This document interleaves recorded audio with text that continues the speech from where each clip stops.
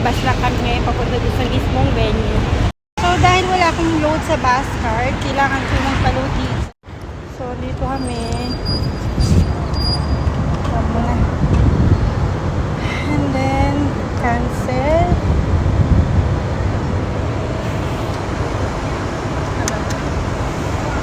Check lang namin ngayon yung load para ay negative. Ako wait lang.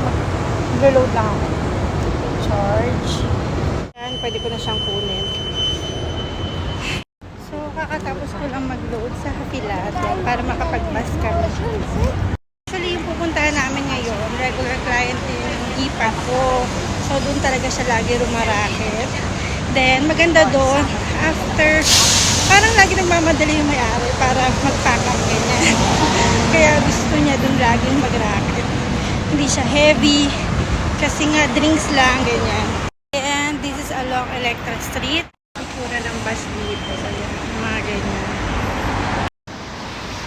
Yan, ayan. So kami number 56. So waiting lang kami ngayon dito. Kaway-kaway dyan sa malapit dito. Nag-stay sa Alfardan Electra Road.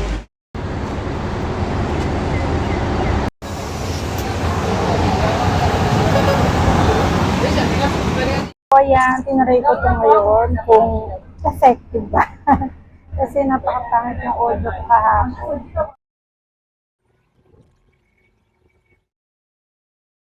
So yun na nga, malapit na kayong bumaba. Yan na, dito na pala.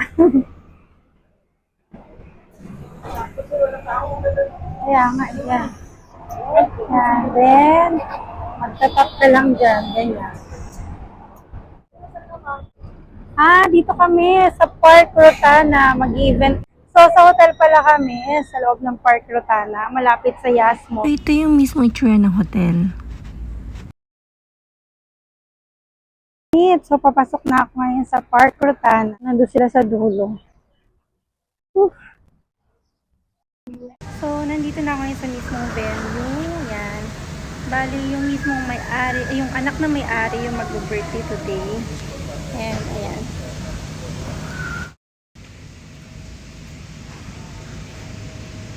Ayan, nakapatay pa kasi yung ilaw ngayon dito, kaya medyo madilim pa. Pero sobrang cute niya. Yung mismong decoration.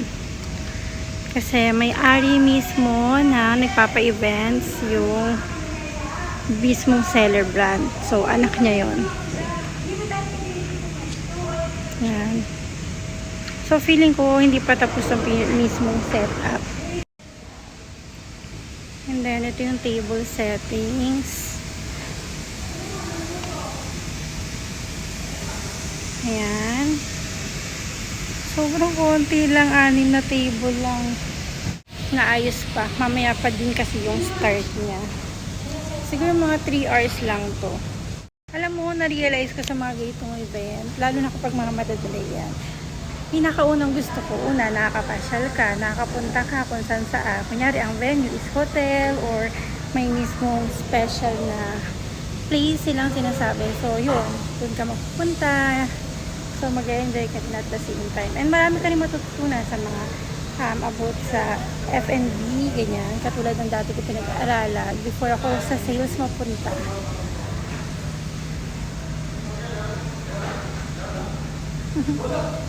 Kaway-kaway dyan pala sa mga nag-i-event din, sa mga gawa. Ayun, may gawa pala to, yung mismo may-ari nito, nagagawa. Mamaya nakadress kami, parang gown ganun. And ito mismo, yung receiving area, pag dumating yung mga guests mamaya. Sa mismong lobby ng hotel. Sobrang ganda, may mga flowers.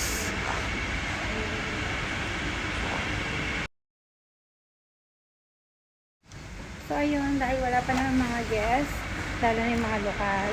Lokal, it means yung mga talagang tiga dito sa UAE. Kasi, syempre, yun nga, katulad na sabi ko sa inyo kahapon, bawal talaga sila makasama sa mga video, pictures, ganyan. And dito, ini-enjoy ko lang every part ng hotel.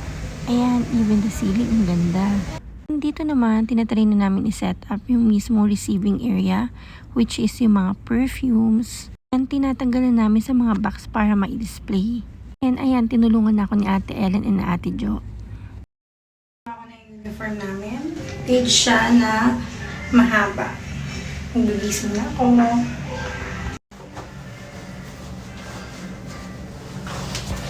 Mahulog. Kamahulog.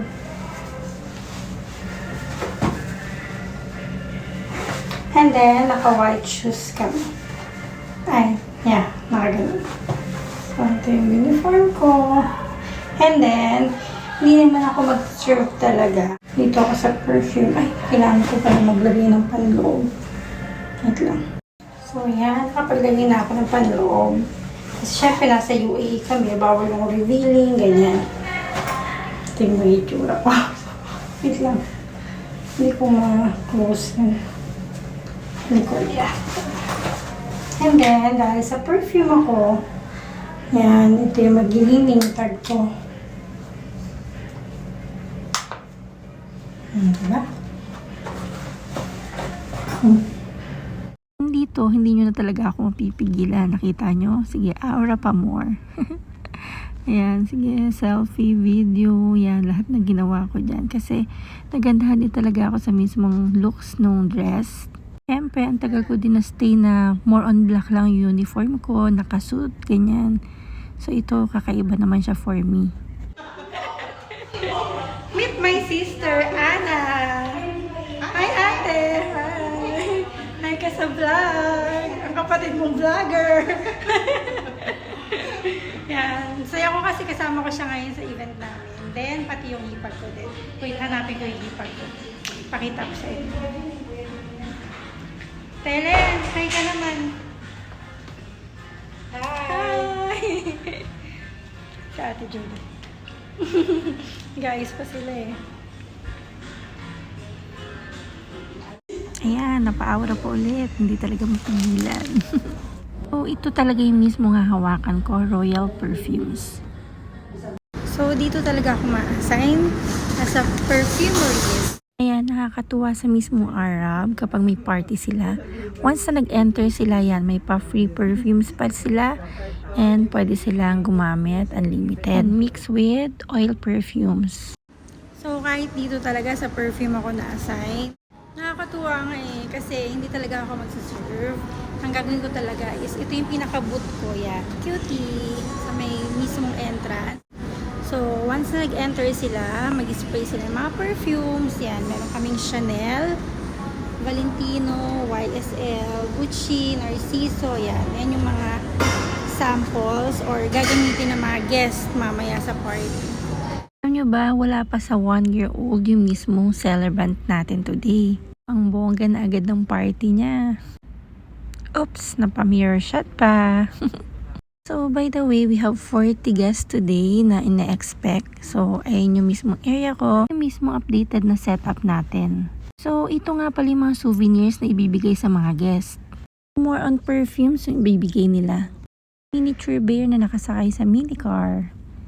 And konting accent na rin sa mga bandang gilid niya. Ayan, perfume ulit na mini. And ayun yung mismong big size. Siguro personal scent nila ang nilagay nila dyan. And dito na-amaze ako kasi yung center table nila may lumilipad na butterfly. Nandito sa area na to yung chocolate fountain. Sisikainan na lang kami. Wala siya. Nanganak siya. Then, nag-picture, nag-videos, ganyan. So, sineset up niya ngayon. Hi po kayo dito sa vlog. Hi! Hindi ko pa Hi to your 1,000 followers. followers. Wow. To 1 million, guys. 1 million. Ayan. So, yan yung ginagawa nila kapag may pa chocolate fountain sa event. Pero ang sarap niya, in fairness, na-try namin. Pinagsama mo na lang? So, syempre, dito sa kabilang side, may pa-coffee sila mamaya. Ito, sinet up na din yan ngayon. Then, dun nga yung part na sa akin. Then, dito, sineset up pa lang nila yung fountain na chocolate. Nandito kami ngayon sa Park Rotana, Grand Park Ballroom number 1. Ito nga pala yung food setup nila. Dito yung mga dessert. Ayan, ang sasarap niyan. And then, ito yung main dish nila with lamb. And ayan, with some salad dessert. So, yan. May pa-free food pa kami. Sobrang bait ng may-ari ng events kasi habang kumakain yung mga guest, ayan, sinabi nila sa amin na sumabay na rin daw kami. Di ba ang swerte namin kasi may pa-free food na and andali pa naging work namin kasi family member lang naman yung umattend. So, after ng event, sinilod ko na ulit yung mga perfumes para hindi siya siyempre matapon kapag nilagay na namin sa mga box. Pack up time!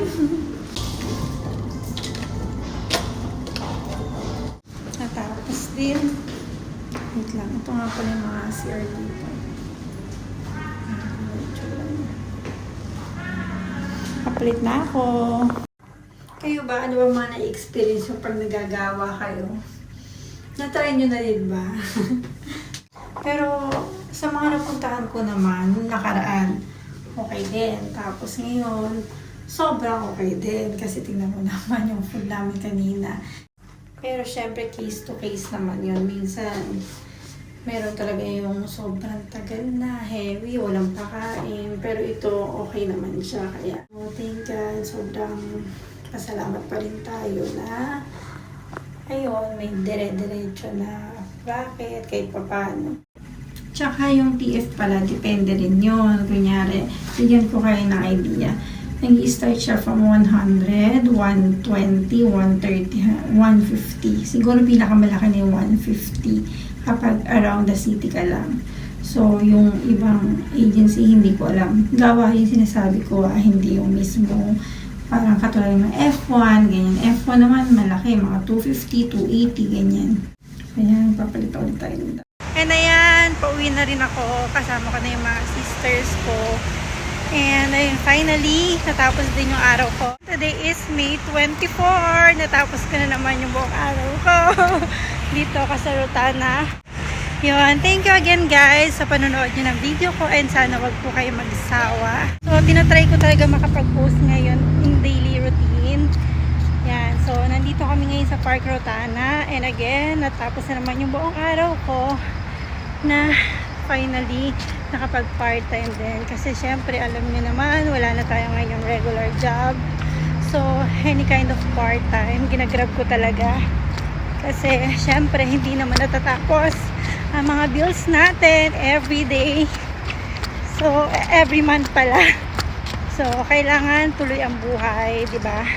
Kaysa malungkot mag-isip ng mga negative sa buhay, kailangan pala kasi ng sarili and tuloy ang laban guys. Bye bye and again thank you, see you on my next vlog.